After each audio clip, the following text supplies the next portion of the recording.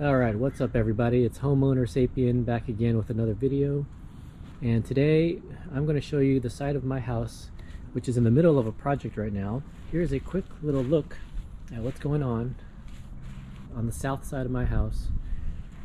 We've got a pile of dirt here and a bunch of holes that were dug.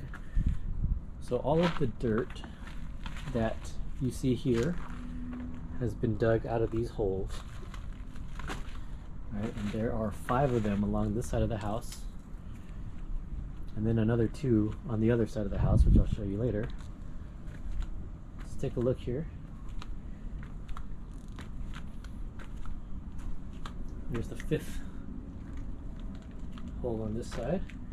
We got a bunch of concrete that these guys basically had to dig up. So they broke through the concrete here, and here you can see this little metal bracket thing. This is something called a helical pile, right? And what you're looking at here is, here's the home, right? This is the stucco wall, and over here we have right down there the slab. So this is the slab that the house sits on. They've dug this giant hole, and all the dirt that came out of here, as well as those other holes, are sitting here on the side here. Another look at the foundation and the slab. So this bracket here is attached to a metal pole, and that metal pole has been driven down into the ground. I think it's like 16 feet deep. It goes down to a certain depth, and then the brackets are attached, they're bolted to the slab. These are called helical piles, and the reason for having these is basically we noticed some shifting around the house, which caused some cracking, and we called several foundation companies and got a couple of different quotes. We ended up going with this company, who suggested that we shore up this specific side of the house first because it showed the most settling. And here you can see the purpose of these brackets and these helical piles is to prevent any further settling. Here's the side of the south side of the house. You can see here some signs of cracking on the stucco, which was one of our initial telltale signs. So you see some cracking there. It goes further down here, right? There's more of the bottom of the stucco, and then the helical piles installed underneath the slab. All right, we also had, you see some of this green stuff there. This here was put there by the drainage company. So we actually had a drainage company come by first to do some drainage work, and they had to stop what they were doing to let the foundation guys come in, do their job, and then once they're done with this helical pile installation, the drainage guys will come back and install a drain somewhere along here to improve our drainage. But the purpose of the drain is basically because we had no drainage on this side of the house. You can see we now have some gutters, but these gutters were not present previously, so anytime it rained, water would come down here, and all of this was dirt. I'll show you a picture of what it looked like before, but all of this was dirt, and obviously the water would permeate through the ground and affect the soil underneath, and therefore when the soil eventually dried, it caused settling at uneven rates, which essentially led to settling of the foundation and cracks to form. So coming along this side of the house,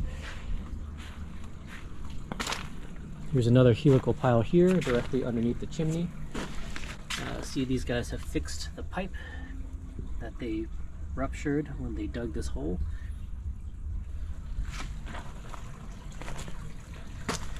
And before they fixed the crack here, there was a large crack that was on this side of the foundation, so that's fixed, and now it's going to be shored up with these helical piles.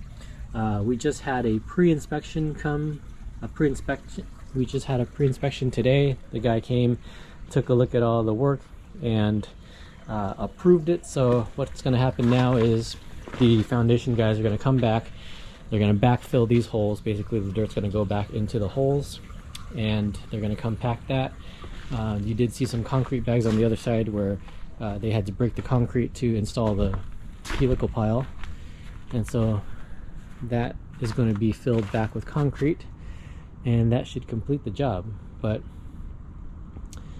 so that's a quick look at what a helical pile installation looks like and what it entails. We had 7 helical piles installed on just basically one side of the house, the south side, and then 2 more here on this side of the house. Originally this pile was supposed to be placed here, but I've got some electrical stuff going on behind this closet and did not want to move that, so they were able to install this helical pile underneath the chimney, which should do the job. And then over here, obviously, with that major crack, that had to be fixed. So let me take you guys inside the house and show you what we were seeing that led to all of this work. You will notice some cracks in some homes, but we noticed an unusual amount of cracks. You can kind of see what's going on there. There's some cracks here. There's a long crack down this way. And so once this foundation job is done, I'll probably do another cover up. I'll try to, sand this down and even this out, repaint it, and make sure that that goes away. But here's an example of a crack that we saw in the house. Here's some cracking along this joint here, and up. If you look at the ceiling here, you're gonna see some cracks up there where this beam is kind of separating from the top of the ceiling. All right, moving along here, we have this little banister that separates the dining area from the family room here. Some cracks there. All right, so there's definitely evidence of foundation shifting. And then moving along this wall in the dining area, got some cracking here. Now this wall is on the other side of those helical piles. That dirt pile that I showed you on the other is directly on the other side of that wall. And then keeping along with this same side, right, you see this large crack here. And again, just to show you where we are, there's the outside. All right, this is where we are.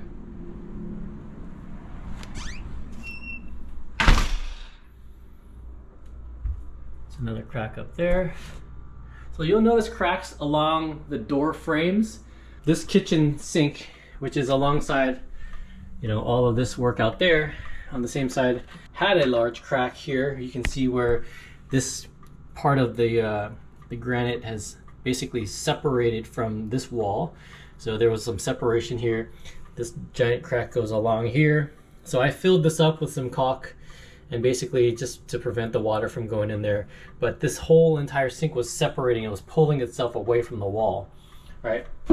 Some other telltale signs you're gonna see are cracks along your tiling, right?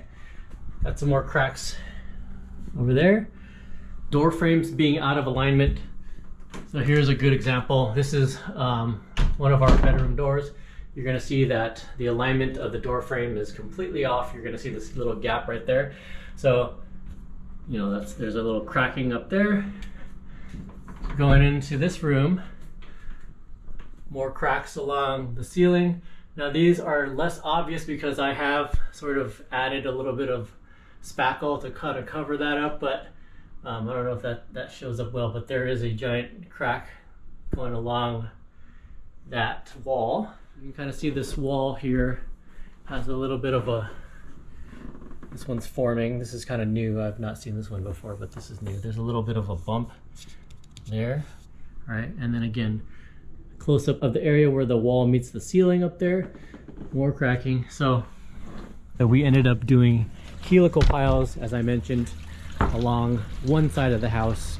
It was this whole process that had to go through permitting and engineering and all that stuff. So this was quite a process, but currently this is the state of our backyard and where we're at. So as a new homeowner, if you're concerned about seeing some cracks along your house, maybe along the doorways, on the walls, you know, it might be a good idea to consult a foundation professional and a drainage professional, because most of the time your foundation problems are caused by improper drainage.